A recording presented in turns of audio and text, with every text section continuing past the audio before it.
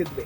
ಪಾಕಿಸ್ತಾನ ಏನೇನೂ ಅಲ್ಲ ಅಂತ ಹೇಳಿ ಪ್ರತಿ ಬಾರಿಯೂ ಕೂಡ ಯಾರನ್ನೇ ಕೇಳಿದ್ರು ಹೇಳ್ತಾರೆ. ಯಾಕೆಂತ ಹೇಳಿದ್ರೆ ಪಾಕಿಸ್ತಾನ ಭಾರತದ ಎದುರು ಕಾಲಿನ ಧೂಳಿಗೂ ಸಮ ಇಲ್ಲ ಅಂತ ಹೇಳಿ ಮಾಜಿ ಯೋಧರು ಹೇಳ್ತಾ ಇರ್ತಾರೆ. ಅದನ್ನು ನಾವು ಹೇಳೋದು ಎಷ್ಟರ ಮಟ್ಟಿಗೆ ಸರಿ ಅಂತ ಗೊತ್ತಿಲ್ಲ.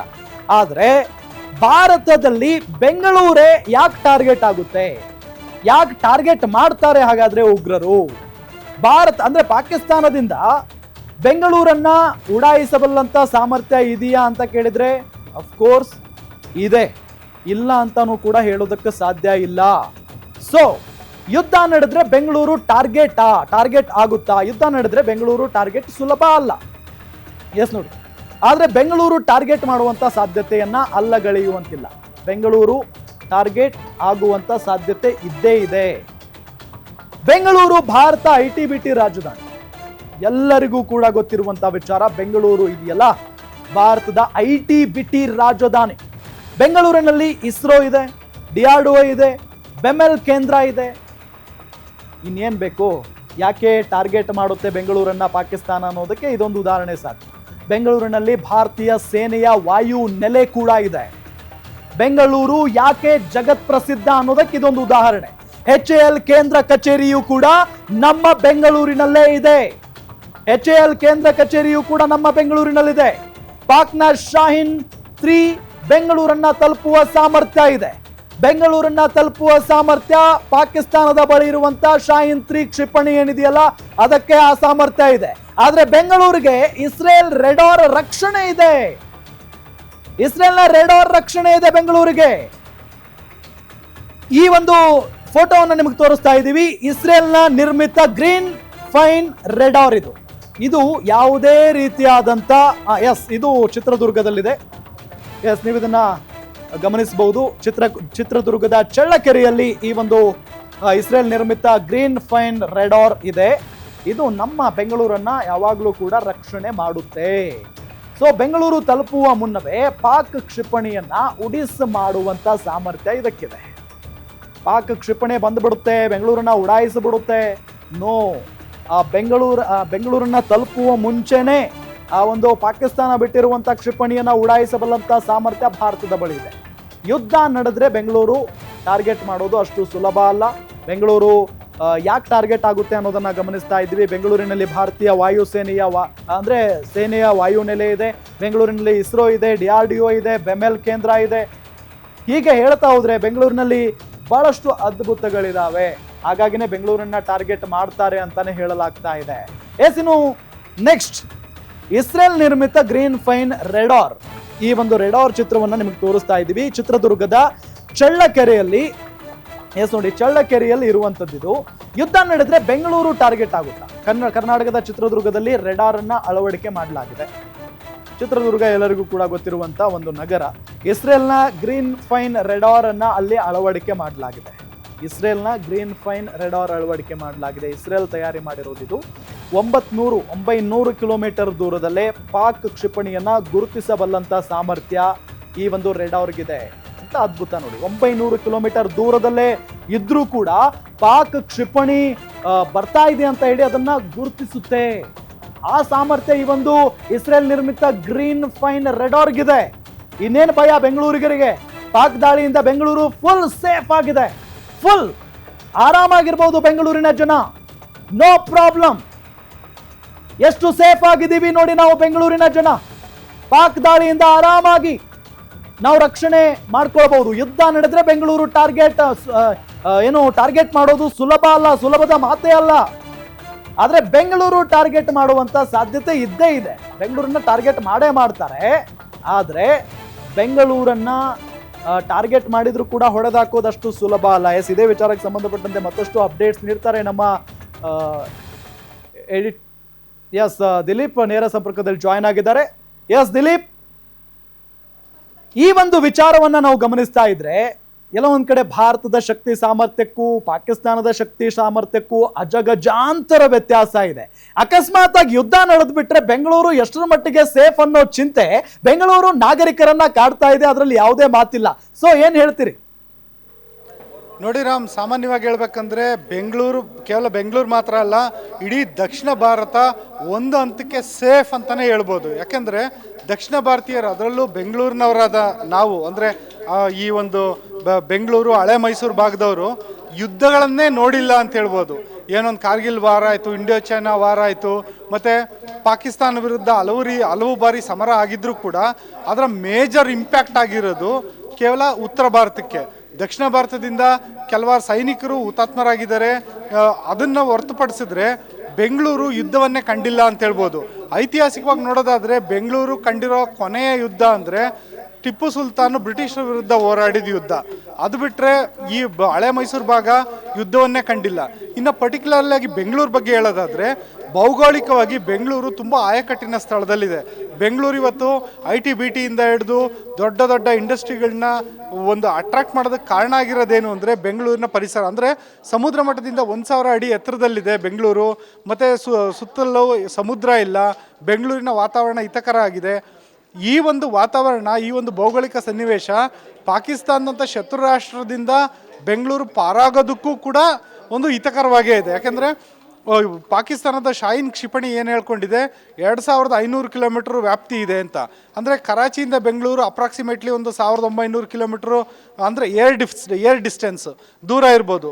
ಅಂದರೆ ಇದು ಒಂದು ವಿಮಾನದ ಮೂಲಕ ಬರೋದಾದರೆ 1900 ಕಿಲೋಮೀಟ್ರು ಇಂದ 1800-1900 ಕಿಲೋಮೀಟ್ರು ಡಿಸ್ಟೆನ್ಸ್ ಇರ್ಬೋದು. ಶಾಹೀನ್ ಕ್ಷಿಪಣಿ ವ್ಯಾಪ್ತಿ 2500 ಕಿಲೋಮೀಟ್ರ್ ಇದೆ ಅಂತಾರೆ. ಹಾಗಾಗಿ ಬೆಂಗಳೂರು ಮೇಲೆ ದಾಳಿ ನಡಿಬೋದಾ? ಅದು ಒಂದು ಪಾಸಿಬಿಲಿಟಿ. ಮತ್ತು ಇನ್ನೊಂದು ಪಾಸಿಬಿಲಿಟಿ ಏನಂದರೆ ಇದೇ ಒಂದು ಇಂಟರ್ನ್ಯಾಷನಲ್ ವಾಟರ್ಸಲ್ಲಿ, ಅಂದರೆ ಅರಬ್ಬಿ ಸಮುದ್ರ ಮಾರ್ಗವಾಗಿ ಪಾಕಿಸ್ತಾನದ ಒಂದು ನೌಕಾಪಡೆಯ ಒಂದು ಯುದ್ಧ ನೌಕೆ ಒಂದು ಅರಬ್ಬಿ ಸಮುದ್ರದ ಮಾರ್ಗವಾಗಿ ಬಂದು ಬೆಂಗಳೂರನ್ನ ಗುರಿಯಾಗಿಸಿ ಅಲ್ಲಿಂದ ದಾಳಿ ನಡೆಸ್ಬೋದಾ? ಅದು ಒಂದು ಸಾಧ್ಯತೆ. ಈ ಎಲ್ಲ ಸಾಧ್ಯತೆಗಳು ಭಾರತದ ನೌಕಾಪಡೆ, ಭಾರತದ ವಾಯುಪಡೆ ಮತ್ತು ಭಾರತದ ರಕ್ಷಣಾ ತಜ್ಞರಿಗೆ ಗೊತ್ತಿಲ್ಲ ಅಂತಲ್ಲ. ಅದೇ ಕಾರಣಕ್ಕೆ ಭಾರತ ರಷ್ಯಾದಿಂದ S-500 S-400 ಕ್ಷಿಪಣಿಗಳನ್ನ, ಅಂದರೆ ಕ್ಷಿಪಣಿ ನಿರೋಧಕ ವ್ಯವಸ್ಥೆನ ತರಿಸ್ಕೊಂಡಿದೆ. ಈ ಪೈಕಿ 5 ಬರಬೇಕಾಗಿತ್ತು ಭಾರತಕ್ಕೆ ಕ್ಷಿಪಣಿ ನಿರೋಧಕ ವ್ಯವಸ್ಥೆ S-400, ಆದರೆ 3 ಬಂದಿದೆ. ಒಂದು ರಷ್ಯಾ ಉಕ್ರೇನ್ ಯುದ್ಧ ನಡೀತಿರೋ ಕಾರಣಕ್ಕೆ ರಷ್ಯಾ 12 ಕ್ಷಿಪಣಿ ವ್ಯವಸ್ಥೆನ ಕೊಡೋದಕ್ಕೆ ತಡ ಮಾಡಿದೆ. ಆದರೂ ಕೂಡ ಈಗೇನು ಸದ್ಯ 3 ಇದೆ, ಆ 3 ಕೂಡ ಭಾರತ ಆಯಕಟ್ಟಿನ ಸ್ಥಳದಲ್ಲಿಟ್ಟಿದೆ. ನಾವು 3 ಒಂದು S-400 ವ್ಯವಸ್ಥೆಗಳನ್ನು ಆಯಕಟ್ಟಿನ ಸ್ಥಳದಲ್ಲಿ ಇಟ್ಟಿದ್ದೀವಿ ಅಂತ ಭಾರತ ಹೇಳ್ಕೊಂಡಿದೆ. ಆದರೆ ಎಲ್ಲಿಟ್ಟಿದ್ದೀವಿ ಅಂತ ಹೇಳಿಲ್ಲ. ನೀವು ಈಗ ತಾನೇ ಹೇಳ್ತಿದ್ರಿ ನಮ್ಮ ಚಿತ್ರದುರ್ಗದಲ್ಲಿ ಒಂದು ರ್ಯಾಡಾರ್ ವ್ಯವಸ್ಥೆ ಇದೆ, 600 ಕಿಲೋಮೀಟ್ರ್ ದೂರದಿಂದನೇ ಕ್ಷಿಪಣಿ ಬರೋದು ಗುರುತಿಸುತ್ತೆ ಅಂತ. ಹೌದು, ರ್ಯಾಡಾರ್ ಇದೆ, ಅದು ಕ್ಷಿಪಣಿ ಬರೋದನ್ನು ಗುರುತಿಸುತ್ತೆ. ಆದರೆ ಬರೋ ಕ್ಷಿಪಣಿಯನ್ನು ಇಂಟರ್ಸೆಪ್ಟ್ ಮಾಡೋದಕ್ಕೆ, ಅಂದರೆ ಅದನ್ನು ತಡೆಯೋದಕ್ಕೆ, ಅದನ್ನು ಆಗಸದಲ್ಲೇ ಹೊಡೆದು ಉಳಿಸೋದಕ್ಕೆ ಬೇಕಾಗಿರೋ ವ್ಯವಸ್ಥೆನ ಕ್ಷಿಪಣಿ ನಿರೋಧಕ ವ್ಯವಸ್ಥೆ ಅಂತಾರೆ. ನೀವು ಇಸ್ರೇಲ್ ಹಮಾಸ್ ಯುದ್ಧ ಆಗಿರೋವಾಗ ನಿಮಗೆ ಐರನ್ ಡೋಮ್ ಅಂತ ಪದೇ ಪದೇ ಪ್ರಸ್ತಾಪ ಆಗ್ತಿತ್ತು, ಅದು ನಿಮಗೆ ನೆನಪಿರ್ಬೋದು. ಅದು ಇಸ್ರೇಲ್ ತಾನೇ ತನ್ನ ಇಂಡಿಜಿನಿಯಸ್ ಆಗಿ, ಅಂದರೆ ಸ್ವದೇಶದ ತಂತ್ರಜ್ಞಾನದೊಂದಿಗೆ ತಯಾರಿಸ್ಕೊಂಡಿರೋವಂಥ ಉಪಕರಣ ಅದು. ಆ ಒಂದು ಐರನ್ ಡೋಮ್, ಆ್ಯರೋ ಸೇರಿದಂತೆ ಹಲವು ರೀತಿಯಾದಂಥ ಒಂದು ವಾಯು ರಕ್ಷಣಾ ವ್ಯವಸ್ಥೆಯನ್ನು ಇಸ್ರೇಲ್ ಸಿದ್ಧಪಡಿಸ್ಕೊಂಡಿದೆ. ಈ ವಾಯು ರಕ್ಷಣಾ ವ್ಯವಸ್ಥೆ ಸಣ್ಣದೊಂದು ಡ್ರೋನ್ ಬಂದರೂ ಕೂಡ ಗುರುತಿಸಿ ಹೊಡೆಯುತ್ತೆ. ಆದರೆ ಇಸ್ರೇಲ್ ಪುಟ್ಟ ರಾಷ್ಟ್ರ, ಭಾರತ ತುಂಬ ವಿಶಾಲವಾದ ದೇಶ. ಈ ಒಂದು ವಿಶಾಲವಾದ ದೇಶಕ್ಕೆ ವಾಯು ರಕ್ಷಣಾ ವ್ಯವಸ್ಥೆ ಕೂಡ ತುಂಬ ದೊಡ್ಡದೇ ಬೇಕು. ಹಾಗಾಗಿ ಭಾರತ ಏನು ಮಾಡಿದೆ, S-400ನ 3 ತರಿಸ್ಕೊಂಡಿದೆ. ಆಯಿತು, ಆ 3ನ ಎಲ್ಲೆಲ್ಲಿಟ್ಟಿದ್ದೀರಾ ಅಂತ ಕೇಳಿದ್ರೆ ಮಾಧ್ಯಮಗಳಿಗೆ ಅವ್ರು ಹೇಳಿರೋದು, ಒಂದು S-400 ವ್ಯವಸ್ಥೆಯನ್ನು ಪಾಕಿಸ್ತಾನ ಮತ್ತು ಚೀನಾ ಎರಡೂ ಗಡಿಗೆ ಹೊಂದಿಕೊಂಡಿರುವಂಥ ಸ್ಥಳದಲ್ಲಿಟ್ಟಿದ್ದೀವಿ ಅಂತ. ಇನ್ನೊಂದೆಲ್ಲಿಟ್ಟಿದ್ದೀರಾ ಅಂದರೆ ಪಾಕಿಸ್ತಾನದಿಂದ ಕ್ಷಿಪಣಿಗಳು ಹಾರಿ ಬರುವ ಸಂದರ್ಭಗಳು ಇದ್ದರೆ ಅದನ್ನು ತಡೆಯೋ ಕಡೆ ಅಂತ. ಅದು ಎಲ್ಲಿಟ್ಟಿದ್ದೀವಿ ಹೇಳಿಲ್ಲ. ಅದು ಮುಂಬೈಯಲ್ಲಿಟ್ಟಿದ್ದಾರೋ, ಗುಜರಾತಲ್ಲಿಟ್ಟಿದ್ದಾರೋ, ಪುಣೆಯಲ್ಲಿಟ್ಟಿದ್ದಾರೋ ಹೇಳಿಲ್ಲ. ಇನ್ನು ಚೀನಾ ಕಡೆ ಒಂದಿಟ್ಟಿದ್ದೀವಿ ಅಂತ ಹೇಳಿದ್ದಾರೆ. ಅದನ್ನು ಕೋಲ್ಕತ್ತಾದಲ್ಲಿಟ್ಟಿದ್ದಾರೋ, ಮಣಿಪುರಲ್ಲಿಟ್ಟಿದ್ದಾರೋ, ಈಶಾನ್ಯ ರಾಜ್ಯದಲ್ಲಿ ಎಲ್ಲಿಟ್ಟಿದ್ದಾರೆ ಗೊತ್ತಿಲ್ಲ. ಆದರೆ ಒಟ್ಟು 3 ವ್ಯವಸ್ಥೆ ಅಂತೂ ಇಟ್ಟಿದ್ದಾರೆ. ಹಂಗಾಗಿ ಈಗ ಚಿತ್ರದುರ್ಗ, ಈಗ ಫಾರ್ ಎಕ್ಸಾಂಪಲ್ ನಾವು ಊಹಿಸ್ಕೊಳೋದೇ ಆದರೆ ಆ ಥರ ಆಗೋದು ಬೇಡ ಮತ್ತು ಆಗೋದಿಲ್ಲ. ಪಾಕಿಸ್ತಾನಕ್ಕೆ ಅಷ್ಟು ತಾಕತ್ತೂ ಇಲ್ಲ. ಆದರೂ ಊಹಿಸ್ಕೊಳ್ಳೋಣ, ಪಾಕಿಸ್ತಾನ ಒಂದು ದುಸ್ಸಾಹಸ ಮಾಡಿಬಿಡುತ್ತೆ ಬೆಂಗಳೂರು ಮೇಲೆ. ಬೆಂಗಳೂರು ಒಂದು IT-BT ಹಬ್ಬು, ಅದ್ರ ಮೇಲೆ ಹೊಡೆದ್ಬಿಡೋಣ. ಅಥವಾ ಬೆಂಗಳೂರಲ್ಲಿ DRDO ಇದೆ, ಬೆಂಗಳೂರಲ್ಲಿ ಇಸ್ರೋ ಇದೆ, ಬೆಂಗಳೂರಲ್ಲಿ ಮಿಷನ್ ಕಂಟ್ರೋಲ್ ರೂಮ್ಗಳಿದ್ದಾವೆ, ಅದಕ್ಕೆ ಹೊಡೆದ್ಬಿಡೋಣ ಅಂತ ತೀರ್ಮಾನ ಮಾಡಿ ಅರಬ್ಬಿ ಸಮುದ್ರದಿಂದ ಒಂದು ಕ್ಷಿಪಣಿಯನ್ನು ಆರ್ಬಿಟ್ರೂ ಕೂಡ ಅದು ನಮ್ಮ ರ್ಯಾಡಾರ್ ಕಣ್ಣಿಗೆ ಖಂಡಿತವಾಗ್ಲೂ ಬೀಳುತ್ತೆ. ಪಾಕಿಸ್ತಾನದಲ್ಲಿ ನಾವು 100 ಕಿಲೋಮೀಟ್ರ್ ಒಳಗೋಗಿ ನುಗ್ಗೋಡಿದ್ರು ಯಾರಿಗೂ ಗೊತ್ತಾಗಲಿಲ್ಲ ಅನ್ನೋ ಥರ ಭಾರತ ಅಲ್ಲ. ಭಾರತಕ್ಕೆ ಸಣ್ಣದೊಂದು ಡ್ರೋನ್ ಆರ್ಬಿಟ್ರೂ ಗೊತ್ತಾಗುತ್ತೆ. ಈ ಒಂದು ಸಂದರ್ಭದಲ್ಲಿ ಭಾರತದ S-400 ಕ್ಷಿಪಣಿ ಬೆಂಗಳೂರಿಗೂ ಹಾರಿ ಬರುವಂಥ ಒಂದು ಅಣ್ವಸ್ತ್ರ ಸಿಡಿತಲೇ ಒತ್ತೊಂದು ಬರೋವಂಥ ಕ್ಷಿಪಣಿನ ತಡೆಯೋ ಕೆಪಾಸಿಟಿ ಹೊಂದಿದೆಯಾ, ಅಥವಾ ಆ ರೇಂಜ್ನಲ್ಲಿ ಬೆಂಗಳೂರು ಬರೋ ಥರ ಸೆಟ್ ಮಾಡಿಟ್ಟಿದ್ದಾರಾ? ಅದು ಕುತೂಹಲದ ಪ್ರಶ್ನೆ. ಮತ್ತು ಇದು ದೇಶದ ಒಂದು ರಕ್ಷಣಾ ಒಂದು ಗೌಪ್ಯ, ಈ ಒಂದು ರಕ್ಷಣಾ ಗೌಪ್ಯವಾಗಿರೋ ಮಾಹಿತಿಯನ್ನು ರಕ್ಷಣಾ ಇಲಾಖೆನೇ ಬಿಟ್ಕೊಟ್ಟಿಲ್ಲ. ಹಾಗಾಗಿ ಒಂದು ಹಂತಕ್ಕೆ ನಾವೊಂದು ಅಸ್ಯೂಮ್ ಮಾಡ್ಕೊಬೋದು, ಒಂದು ಊಹಿಸ್ಬೋದು ಏನಂದರೆ, ಬೆಂಗಳೂರು ಒಂದು ಕೇವಲ ಆಯಕಟ್ಟಿನ ಸ್ಥಳದಲ್ಲಿ ಮಾತ್ರ ಇಲ್ಲ, ಬೆಂಗಳೂರು ಇಡೀ ವಿಶ್ವದಲ್ಲೇ ಗಮನ ಸೆಳೆದಿರುವಂಥ ನಗರ. ಹಾಗಾಗಿ ಬೆಂಗಳೂರು, ಹೈದರಾಬಾದು, ಚೆನ್ನೈ ಸೇರಿದಂತೆ ಹಲವು ನಗರಗಳಿಗೆ ರಕ್ಷಣೆ ಒದಗಿಸೋ ನಿಟ್ಟಿನಲ್ಲಿ ಸೂಕ್ತ ವ್ಯವಸ್ಥೆನ ರಕ್ಷಣಾ ಇಲಾಖೆ ಮಾಡೇ ಇರುತ್ತೆ. ನಾವು ಬೆಂಗಳೂರಿನ ಜನ ಯುದ್ಧನೇ ಕಾಣ್ದಲೇ ಇರೋವಂಥ ಸುಭಿಕ್ಷವಾಗಿರೋವಂಥ ಜನ. ಹಾಗಾಗಿ ಪಾಕಿಸ್ತಾನದ ಕ್ಷಿಪಣಿ ಬೆಂಗಳೂರಿಗೆ ಬಂದು ಹೊಡಿಬೋದು ಅಂತೇಳ್ಬಿಟ್ಟು ಯಾವುದೇ ಭಯದಲ್ಲಿರೋ ಸಾಧ್ಯತೆ ಇಲ್ಲ. ಇದು ಒಂದು. ಎರಡನೇ ಹಂತವಾಗಿ ಹೇಳ್ಬೇಕಂದ್ರೆ, ಒಂದು ವೇಳೆ ಹಾಗಾಗೋದು ಬೇಡ, ಒಂದು ವೇಳೆ ಪಾಕಿಸ್ತಾನ ದುಸ್ಸಾಹಸ ಮಾಡಿಬಿಡ್ತು, ಪಾಕಿಸ್ತಾನ ದುಸ್ಸಾಹಸ ಮಾಡೋದಲ್ಲೇ ಯಶಸ್ವಿ ಆಗೇ ಬಿಡ್ತು ಅಂದ್ಕೊಳ್ಳಿ, ಒಂದು ಅಣ್ವಸ್ತ್ರ ಕ್ಷಿಪಣಿ ಭಾರತಕ್ಕೆ ಬಂದು ಅದ್ರ ಬೆಂಗಳೂರಿಗೆ ಬಂದು ಬಡಿದ್ರೆ ಬೆಂಗಳೂರಲ್ಲಿ ಎಷ್ಟು ಹಾನಿ ಆಗ್ಬೋದು ಅಂತ. ಫಾರ್ ಎಕ್ಸಾಂಪಲ್ಲು, ಬೆಂಗಳೂರಲ್ಲಿ ಯಾವುದೇ ಸ್ಥಳದಲ್ಲಿ ಬಂದು ಒಂದು ಅಣು ಬಾಂಬ್ ಸಿಡಿದ್ರೂ ಕೂಡ ಅದು ನೆಲಕ್ಕೆ ಬಡಿದ್ರೆ ಸುಮಾರು ಏನಿಲ್ಲ ಅಂದರೆ ಅರ್ಧದಿಂದ 1 ಕಿಲೋಮೀಟರ್ ವ್ಯಾಪ್ತಿಯಲ್ಲಿ ಭೀಕರವಾದಂಥ ಒಂದು ಸ್ಫೋಟ ಸಂಭವಿಸುತ್ತೆ. ಅತ್ಯಂತ ಅಪಾಯಕಾರಿಯಾದಂಥ ರೇಡಿಯೇಷನ್ನು, ಎಲ್ಲದಕ್ಕಿಂತ ಹೆಚ್ಚಾಗಿ ಅತ್ಯಂತ ಉಷ್ಣ ಪ್ರದೇಶ ನಿರ್ಮಾಣ ಆಗುತ್ತೆ. ಸುಮಾರು ಹೇಳ್ಬೇಕಂದ್ರೆ 400 ಡಿಗ್ರಿ ಸೆಲ್ಸಿಯಸ್ನಷ್ಟು ತಾಪಮಾನ ಸೃಷ್ಟಿಯಾಗುತ್ತೆ. 1 ಕಿಲೋಮೀಟರ್ ವ್ಯಾಪ್ತಿನಲ್ಲಿ ಯಾವುದೇ ಕಟ್ಟಡಗಳು ಉಳಿಯೋದಿಲ್ಲ. ಮನುಷ್ಯರು, ವಾಹನಗಳ ಬಗ್ಗೆ ಹೇಳ್ತಿಲ್ಲ, ಕಟ್ಟಡಗಳು ಉಳಿಯೋದಿಲ್ಲ. ಇನ್ನು ಆ 1 ಕಿಲೋಮೀಟರ್ ನಂತರ ಒಂದು ಏನಾಗುತ್ತೆ, ವಿಕಿರಣಗಳ ಗಾಳಿಯಲ್ಲಿ ಪ್ರಸರಣ ಆಗುತ್ತೆ. ಅದು ಎಷ್ಟು ಕಿಲೋಮೀಟರ್ ವ್ಯಾಪ್ತಿವರೆಗೂ ವಿಸ್ತರಿಸ್ಬೋದು ಅಂತ ಊಹೆ ಮಾಡೋದಕ್ಕೆ ಸದ್ಯದ ಮಟ್ಟಿಗೆ ಸಾಧ್ಯ ಇಲ್ಲ. Ram, okay, thank you Dilip ತಮ್ಮೆಲ್ಲ ಮಾಹಿತಿಗಾಗಿ. ಎಸ್, ಗಮನಿಸಿದ್ವಲ್ಲ ವೀಕ್ಷಕರೇ, ಇಂಡೋ ಪಾಕಿಸ್ತಾನ್ ಯುದ್ಧ ನಡೆಯಲ್ವಾ ಅದು ಬೇರೆ ವಿಚಾರ. ಯಾಕೆಂತ ಹೇಳಿದರೆ ಈಗಿನ ಬೆಳವಣಿಗೆಗಳನ್ನು ನಾವು ಗಮನಿಸ್ತಾ ಇದ್ರೆ ಮೇ ಬಿ ಪಾಕಿಸ್ತಾನ ಈಗ ಯುದ್ಧ ಮಾಡುವ ಸ್ಥಿತಿಯಲ್ಲೂ ಕೂಡ ಇಲ್ಲ. ಯುದ್ಧ ಮಾಡಬೇಕು ಅಂತ ಅಂದರೆ ಅದಕ್ಕೆ ಅದರದ್ದೇ ಆದಂಥ ಒಂದಿಷ್ಟು ಶಕ್ತಿ ಸಾಮರ್ಥ್ಯಗಳು ಬೇಕಾಗುತ್ತೆ. ಆದರೆ ಆ ಪಾಕಿಸ್ತಾನದ ಬಳಿ ಏನೇನು ಇಲ್ಲ ಅನ್ನೋದನ್ನು ಅವರೇ ಒಪ್ಕೊಂಡಾಗಿದೆ. ಇದರ ಜೊತೆಗೆ ಇವತ್ತು ಅಲ್ಲಿನ ಸಚಿವರೇ ಹೇಳ್ತಾ ಇರೋದು, ನಾವು ಭಾರತದ ಬಳಿ ಮಾತುಕತೆಗೆ ಸಿದ್ಧರಾಗಿದ್ದೀವಿ ಅಂತ ಹೇಳಿ. ಸೊ ಅವರು ಸೋಲು ಒಪ್ಕೊಂಡಾಗಿದೆ. ಸೊ ಈಗ ಭಾರತದ ಬಳಿ ಅವರು ಮಾತುಕತೆಗೆ ರೆಡಿ ಆಗಿದ್ದಾರೆ. ಸೊ ಈ ಯುದ್ಧ ನಡೆಯೋದಿಲ್ಲ ಅನ್ನೋದು ಒಂದು ಮಟ್ಟಿಗೆ ಹೇಳ್ತಾ ಇರುವಂಥ ಮಾತು.